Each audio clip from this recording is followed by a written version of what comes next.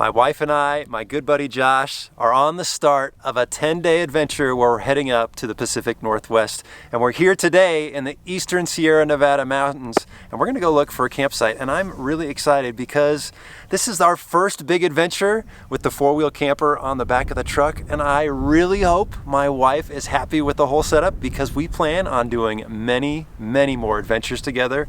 Hopefully I did it all good and we're all set. Let's go see where we can find a good campsite tonight.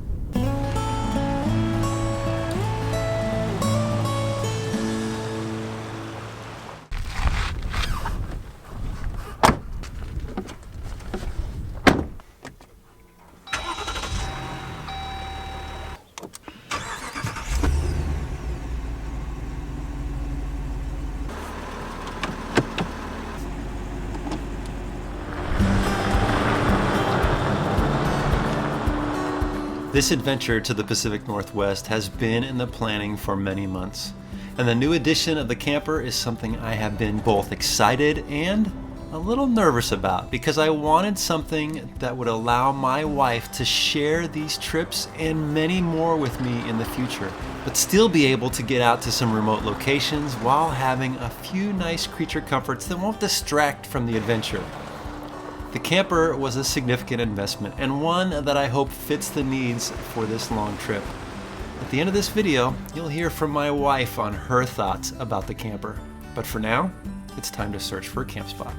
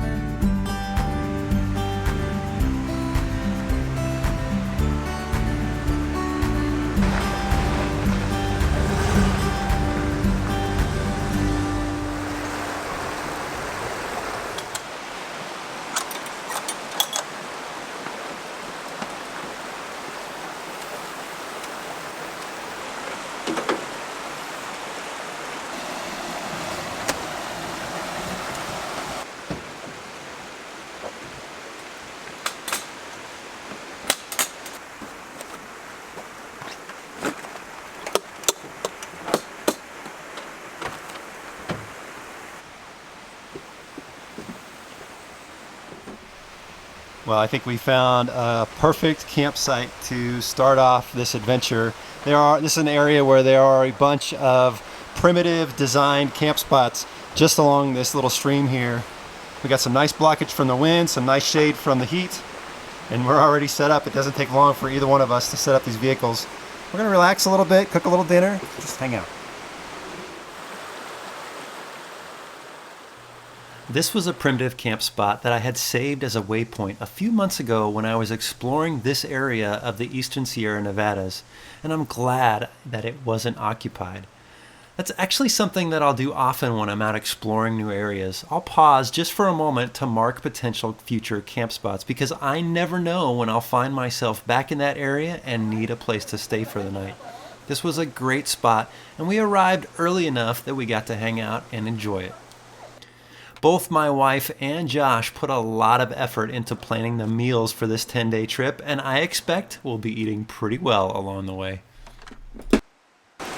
Okay, you're getting ready to prep dinner, but before you tell us what's for dinner, how about the camp spot? It's beautiful. Yeah? Very peaceful, relaxing, sound of the river. Did okay? Yeah, you did good. All right, what's for dinner? We are having chicken tacos, and these have been marinating in a cilantro, tequila, lime sauce. That sounds So, good. And you're going to cook them on the scuttle? I'm gonna try. You've I've never used the scuttle it before. This will be fun. I'm not Marco, so. I made a mess. Now, some of you might be asking, why aren't we using the perfectly good galley in the camper to cook? Well, Regina and I both talked about it before this trip, and we enjoy being outside. If you are inside the camper cooking, then you're not out here experiencing beautiful places like this and hanging out with friends and family. So we'll use the camper galley for when we're in some bad weather or when we might arrive to camp late and just want to throw a quick meal together. But being outside is where we plan to be a majority of the time.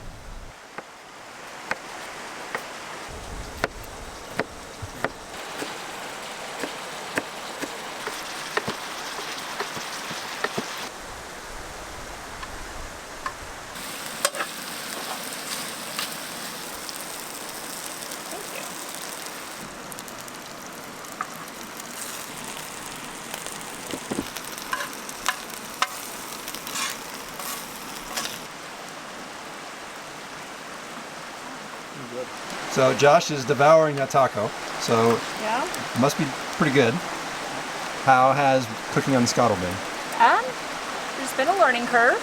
So especially as the wind shifts, different parts of the pan get hot or not hot. So trying to chase that around has been interesting and timing. Okay. Better than cooking on a pot and pan or not? Undecided. Okay. Undecided. Look at that, guys. Looks pretty good. My wife cooked up a ton of food, and I gotta tell you, the aroma of that marinated chicken, pretty good.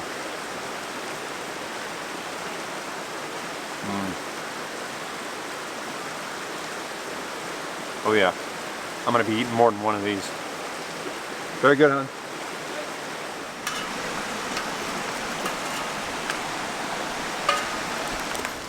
Okay, for the record, I did volunteer to do dishes, but she insisted on doing them. But pretty nice being out of the wind and doing dishes in here with a sink, huh? Oh yeah, real nice. That's why I volunteered. You can hang outside with the mosquitoes. I'll clean the dishes. Okay. For 27 years of marriage, we've had a standing rule. If you cook, you don't clean. But I guess I get a pass this time. I'm not complaining. We had a great evening with the sound of the creek, hanging out and talking about the day and what was to come. Not a bad start to day 1 of 10. Here's the problem, all the rocks are loose.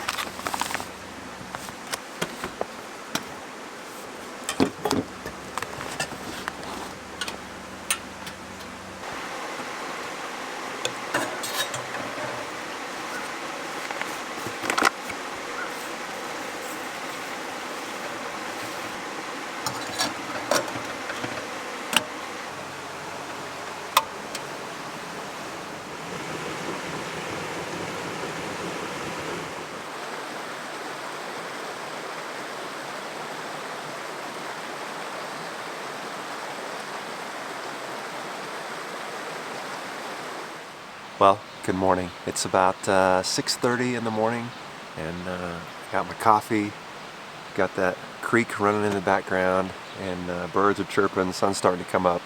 It's a beautiful morning. I think Josh is probably still asleep. I know my wife finally just woke up. It was a good night. Sleeping in my camper is pretty nice now. I think the verdict's still out. We'll see if my wife likes it. You know, for me, that's really what this camper is all about. That's kind of what this first adventure is all about, is, you know, kind of dialing it in, and hopefully, you know, she really enjoys it, because I really want her to spend a lot more time out on some of these adventures like this. Fingers crossed. We'll see. We'll see how today goes. I think so far so good. Now today, we are heading up towards Oregon. We've got a couple campsites in mind there, so we've got about 500 miles to put in because we still have, you know, another day after that we've got to make it all the way up to, I think we're going up to Ocean Shores, Washington. So we've still got quite a few miles to put in, but as far as first days goes, this was not a bad stopping point. This is pretty nice out here. While we did have a long day of driving ahead of us, we took a moment to enjoy some coffee and soak it all in one last time. It's important not to rush too much on these long trips. We had some of the best breakfast sandwiches I think I've ever had, and then we were off.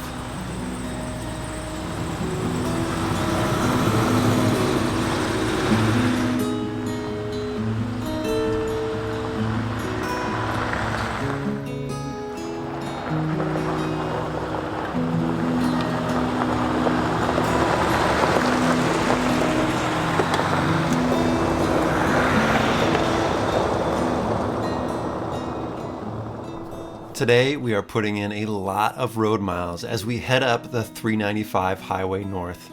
Now, we could have taken Interstate 5 up to Washington, but that drive is just not very scenic and camping along the way is pretty sparse.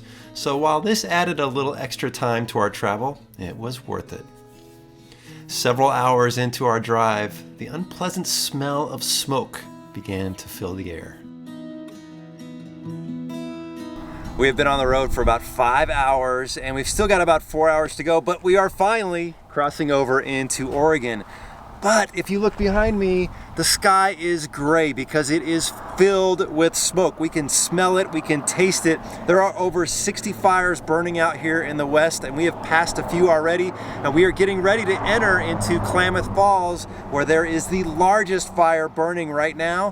Hopefully tonight we can make it to a good camp spot and not be in this nasty, smoky air. But just a good reminder, guys, if you are out camping, please, please, please heed the fire restrictions and put out your fires.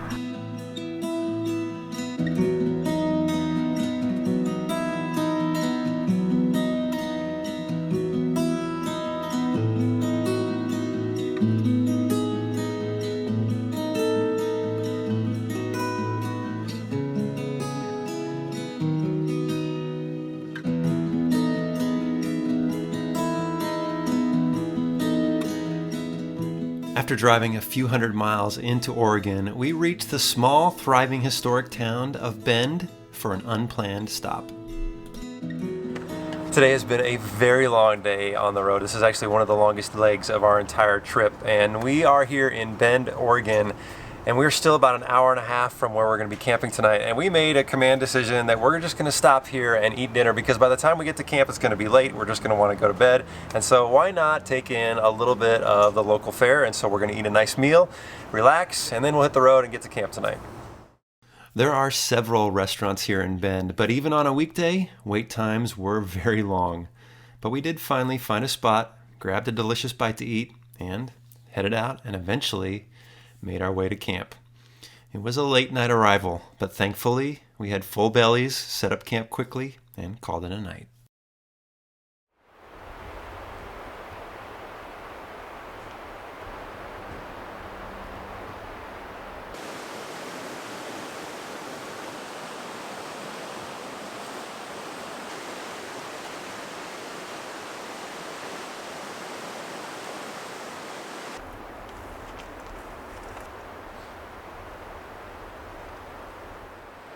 Well, good morning, everybody.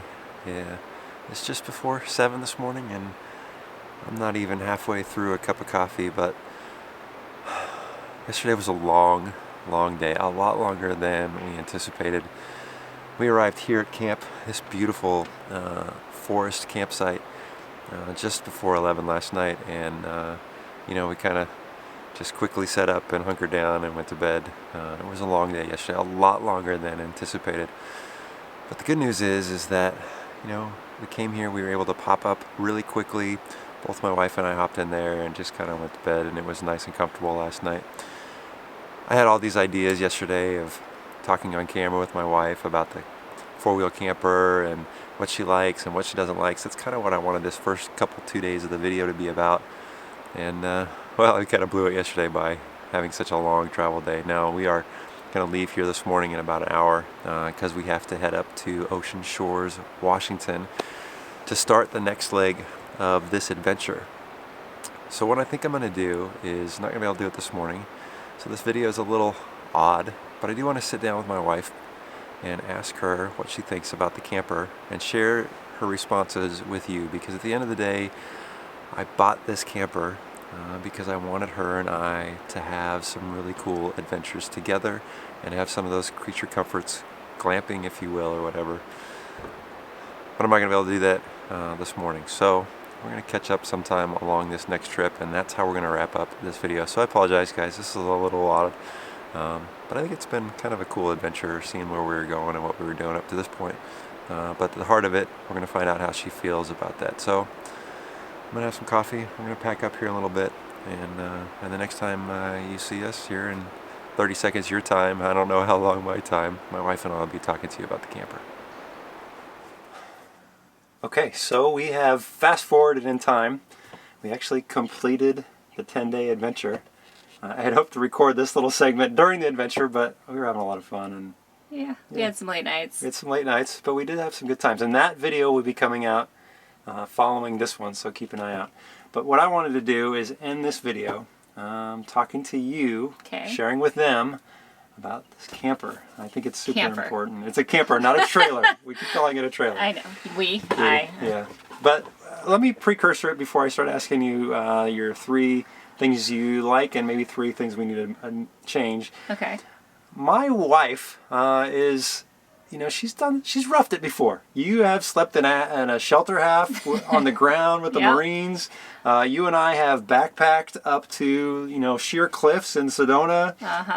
We've ground tented, we've rooftop tented, and you never complained about any of that. But the whole reason for getting this camper for me was because when we go out on adventures, which I want us to do a lot more together, is that I don't have to worry about, you know, roughing it and, you know, every we've been there, done that. We've been there, done that, and it's nice to have. I think you're going to share. It's nice to have some of these creature comforts. So let's just start with 3 things that we need to make improvements on for the camper in the future.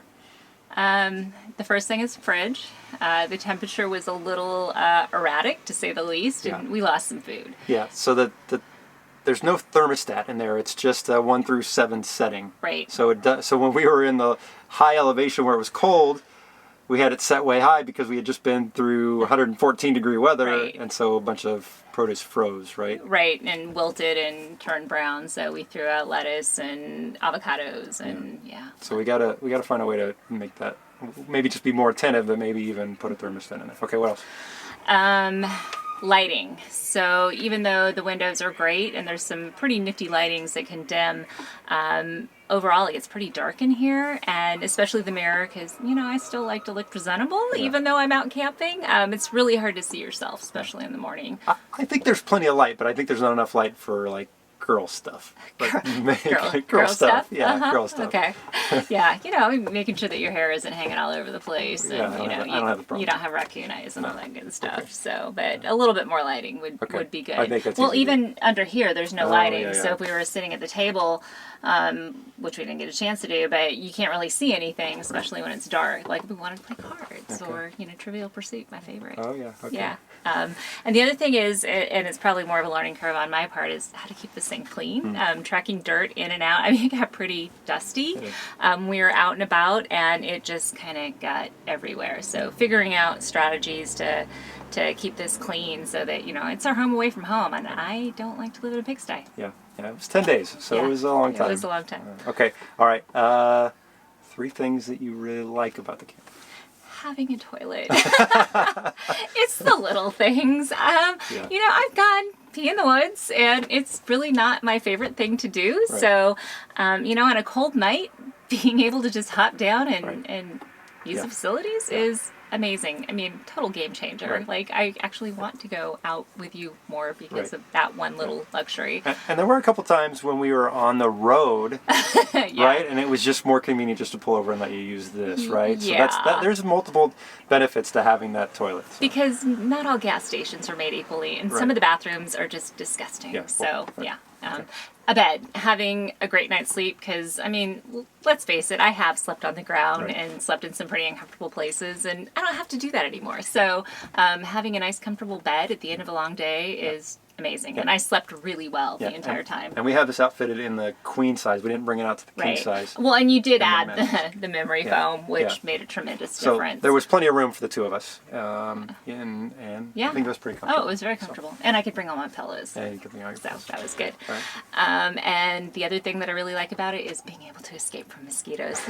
they love me. Yeah. They love me very much, and just being able to get inside and away from them. Yeah, there were a couple times. I mean, we're in the Pacific Northwest, in the woods, near water. There were a couple times it got pretty thick, so it was nice to be able to do that. Yeah.